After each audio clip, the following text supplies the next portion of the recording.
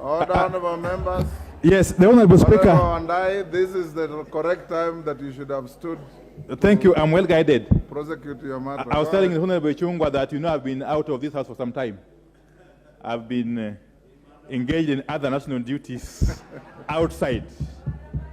Mr. Speaker, I was rising on a point of order number 20A5.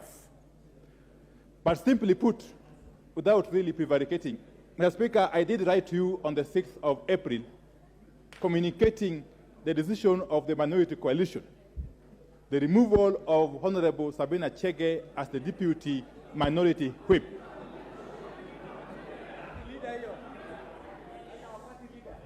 Oh, I hear she's party leader. I don't know about that.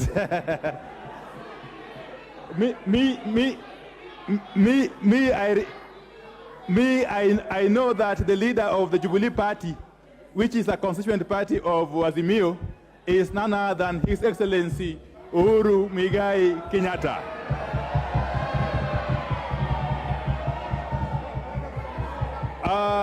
Mr. Speaker. Order. Mr. Speaker. Order. I don't want to be drawn into yes, internal. What is it? Order, honorable members. The statement by Honorable Wandayi should not excite you unnecessarily. Yes? Thank you, Mr. Speaker. Is it in order for the Honorable Wandayi to mislead this House and Kenyans in general that Uhuru Kenyatta is the leader of Jubilee when we have just made a decision and our party leader is the Honorable Sabina Chege, Mr. Speaker? And is he in order, Mr. Speaker? Is he in order, Mr. Speaker? Order.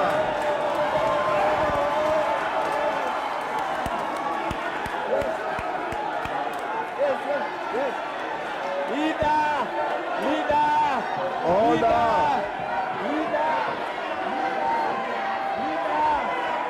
Order, honorable members. Order. Order. Order, honorable members. Order.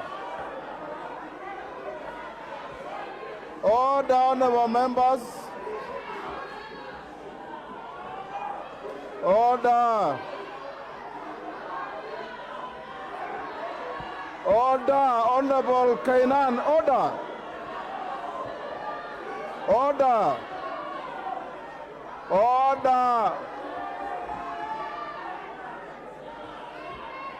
Order. Order, honorable members, order. Honorable Kainan, take your seat. Order. Order, honorable members. Order, Rosa Buyu, order. Order, Jacko Wamboka, order. Take your seats. Order.